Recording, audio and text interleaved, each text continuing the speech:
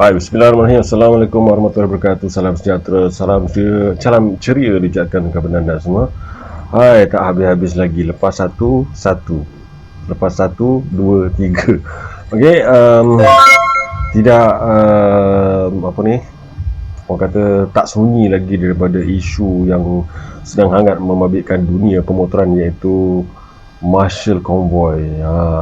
Dan yang terbaru saya sentuh tentang bukan Marshall Convoy motosikal berkuasa tinggi. Tapi dah ada yang terbaru hari ini, yang Marshall GTR, Kawasaki GTR. Tu kawan saya ke tu? Kawan anda ke? Kawan kita ke? Tak tahulah siapa. Okey, tak tahu di mana berlaku, tapi nanti saya check lah balik. Okey, yang mana dia bagi arahan supaya kenderaan tu ke tepi. Dan sekarang ni zaman teknologi yang cukup canggih. Okey, apa saja yang kita lakukan, CCTV bergerak ada di mana-mana. Okey, zaman viral ni dia tak macam dulu. Okey, jadi yang mana aksinya tu seolah-olah macam gaya polis trafik memberi arahan supaya pemandu kereta tersebut yang ada dashcam tu ke tepi. Okey, jadi itulah, tak apa, yang tu kita ketepikan dulu. Tapi yang paling baru sekarang ni yang sedang hangat diperkatakan adalah konvoi kereta Ford Mustang. Oh, nampak kat situ.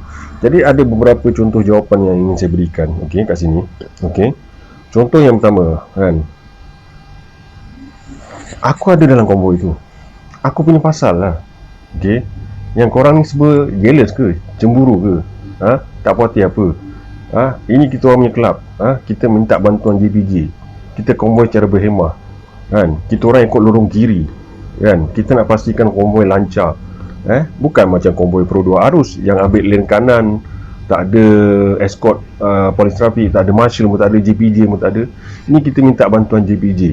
Okey, pasal tinted tu kita orang ada kebenaran tu tak? Jadi kita nak faktor keselamatan kita lebih terjamin, kita perlukan tinted yang gelap. Korang semua tak puas hati ni, netizen ni apa hal? Contoh, tu contoh jawapan. Okey, ataupun yang lain, mungkin kalau saya ada dalam konvoi itu, dan mungkin saya, contohlah saya seorang pemilik Ford Mustang yang ada dalam konvoi itu, mungkin saya akan tampil dengan begini. Saya mewakili semua ahli konvoi tersebut, kelab kereta Ford Mustang itu memohon ribuan dan ampun dan maaf walaupun raya lambat lagi, kerana jika konvoi itu telah mendatangkan kacau ganggu kepada masyarakat setempat di kawasan tersebut.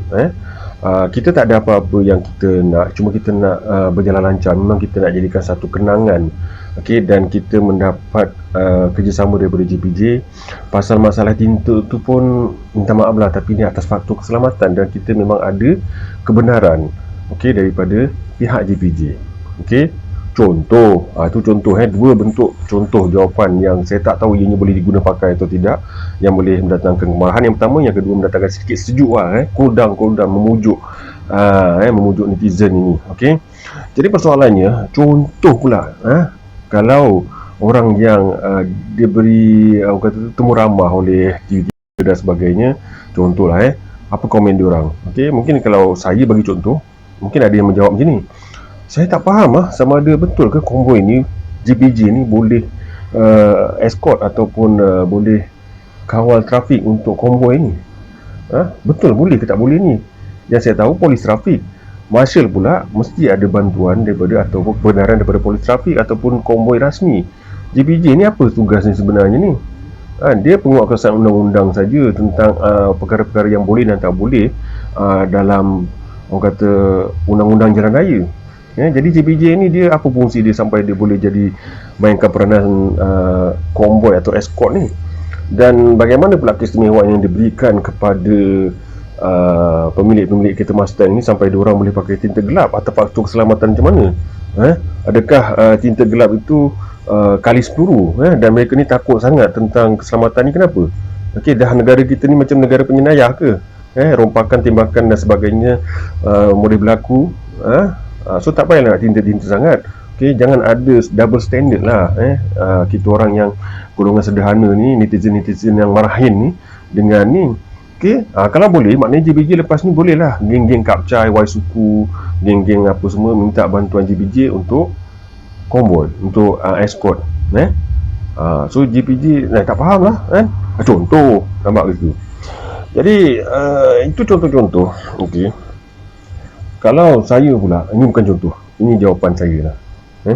Jawapan saya ataupun pendapat saya, ulasan saya. Pertamanya, okey, isu konvoi ni nampaknya sekarang ni semakin menjadi isu yang topik yang hangat topik konvoi ni lah. Okey, dulu tak ada masalah. Kalau kita tengok dulu, kita banyak konvoi. Konvoi Merdeka yang paling popular, di mana sempena kemerdekaan kita, maka kerajaan ataupun badan-badan tertentu mengadakan, ataupun penaja-penaja syarikat tertentu mengadakan konvoi seluruh Malaysia, motosikal berkuasa tinggi ataupun konvoi Kapcai pun ada, bawa bendera, konvoi rasmi, dan adanya marshal, termasuk saya lah, dan juga diiringi polis trafik, dan semuanya berjalan lancar. Zaman tu belum zaman viral lagi. Saya ingat masa 80-an pun ada konvoi juga kan.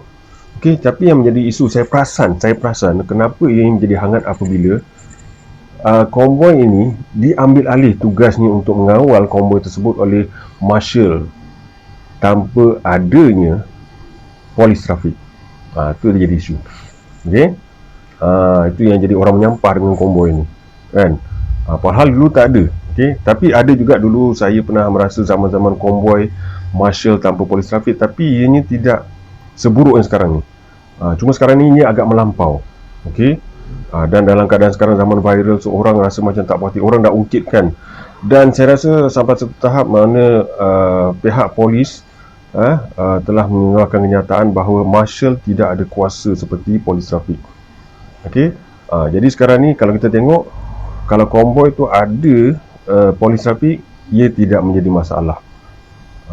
Dan seronok lah, maknanya sekarang ni kalau ada kelab-kelab motor kereta yang ada konvoi rasmi bertulis dan sebagainya, tapi konvoi bukan konvoi enjoy lah. Okey, jadi sekarang ni yang saya cakap tadi, berbalik kepada isu yang JPJ, dia escort ni apa semua, agak boleh dibanggakan juga sebab ni di lane kiri, laluan lorong kiri dan perlahan. Okey, dan sesuai lah untuk kenderaan lain memotong di lane kanan. Ini agak berbeza dengan konvoi yang saya nampak hangat sebelum ni, iaitu konvoi Pro 2 arus di lorong kanan highway. Jadi kat sini pada saya ianya agak okey sikit lah, sebab dia di lorong kiri. Okey, cuma yang menjadi isunya, pertanyaan daripada netizen yang perlu dijawab oleh JPJ. Okey, perlu dijawab oleh JPJ, dan mungkin boleh dijawab oleh ketua polis trafik ke, ketua atau jabatan trafik, polis trafik. Adakah JPJ ada kuasa atau boleh diberi kuasa ataupun berhak atau dan sebagainya lah untuk mengiringi konvoi kenderaan JPJ tersebut? Adakah boleh? Kalau kita tengok, kadang-kadang ada juga yang menteri besar ke ataupun yang parti-parti politik diiringi oleh kenderaan penguat kuasa pun ada juga. Jadi kat sini perlu jawapan yang spesifik, boleh ke tak boleh. Dan minta maaf cakap, sebelum isu konvoi atau isu escort, isu marshal ni hangat, saya pernah juga konvoi yang mana kami punya konvoi tu, saya ingat lebih 10 tahun dulu, gagal mendapat pengiring daripada polis trafik, dan kami hanya dapat pengiring daripada JPJ. Tapi benda ni masa tu belum hangat lagi, dan ianya tak menjadi isu. Okey, masa tu belum ada zaman Facebook, WhatsApp dan sebagainya, saya rasa belum begitu popular. Zaman viral pun belum begitu viral. Jadi ada dulu, itu dulu lah, pernah sekali lah.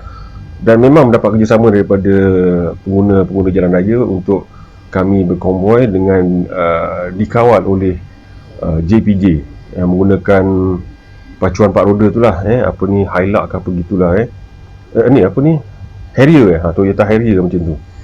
Jadi sebenarnya masa tu pun saya pun, yalah, kita pun tak tahu sebenarnya sekarang ni yang jadi isu pasal JPJ yang escort ni, yang mengiringi ni, sebenarnya boleh ke tak boleh.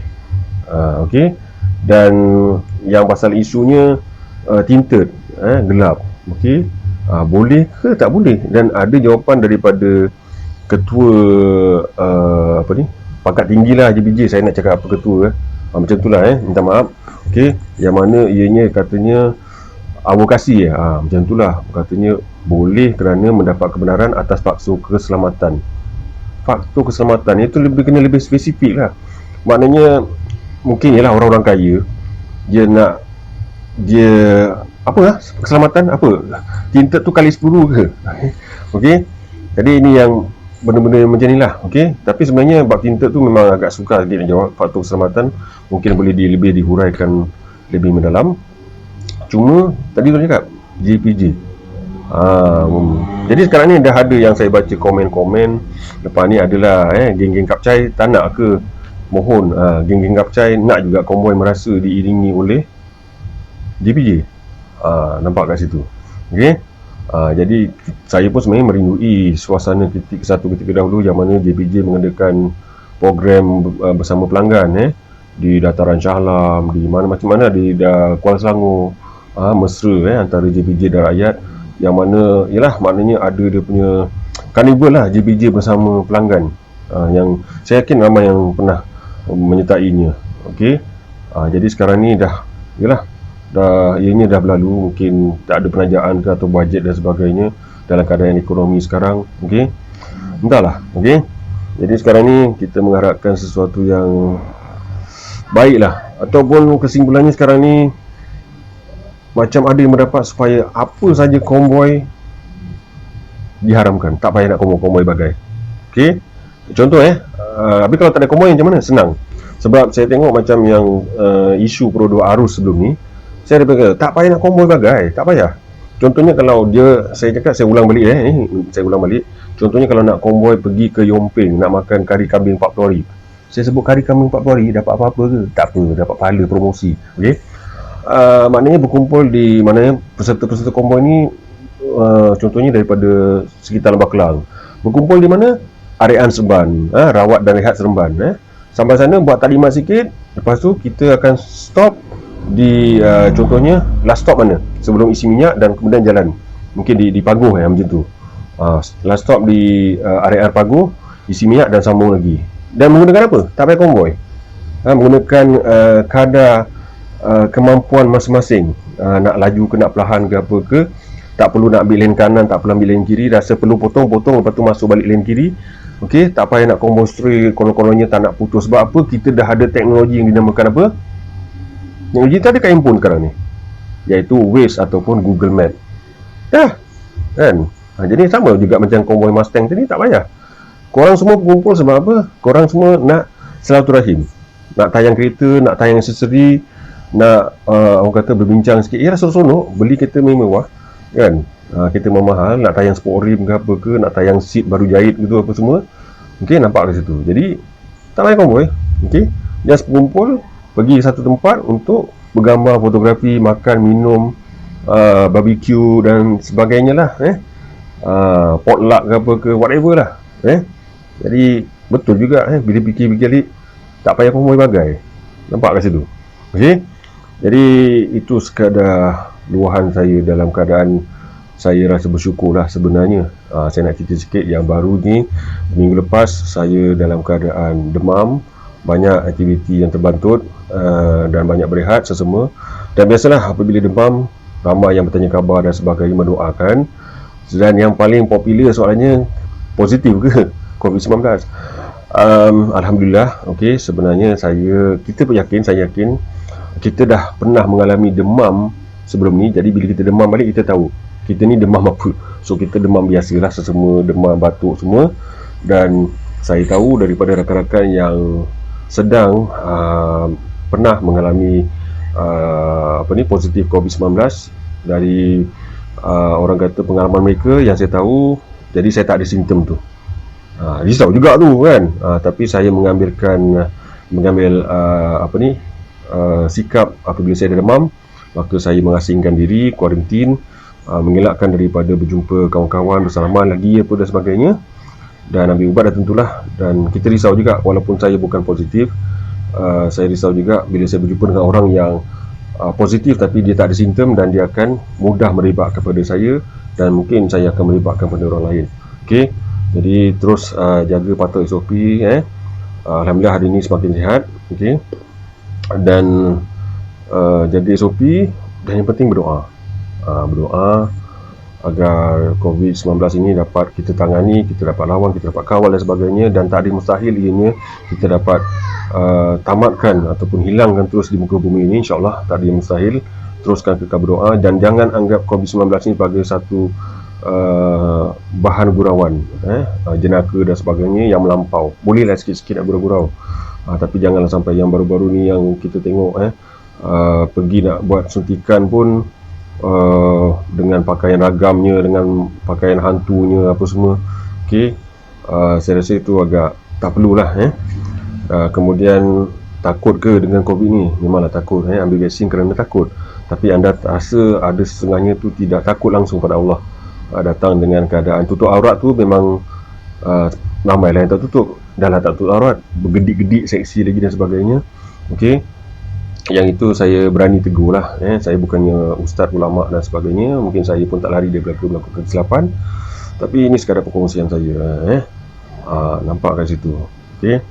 Dan selain daripada orang kata macam usaha kita dengan perubatan ini, vaksin dan sebagainya, kita mengharapkan kerajaan agar lebih mendalami lagi bagaimana dengan cara yang ustaz-ustaz, ulama tegur, ingatkan dan sebagainya, dengan cara-cara yang lebih ikut sunnah, dan juga tinggalkan apa yang dilarang. Nampak kat situ. Cubalah cara Islam, banyak-banyak berdoa apa semua. Tutup kilang arak, tutup pusat judi, tutup aurat, sebelum pintu taubat tertutup. Nampak kat situ tak? Ini saya memang mempromosikan benda ni, kan? Kalau nak cerita panjang lebar, kita cerita dalam forum Islami yang akan datang. Tak ada. Ini sekadar berdakwah tu, orang kata tak semestinya kita buka hujah, tak semestinya kita buka hadis-hadis dan sebagainya. Berdakwah dengan kerangka kemampuan kita.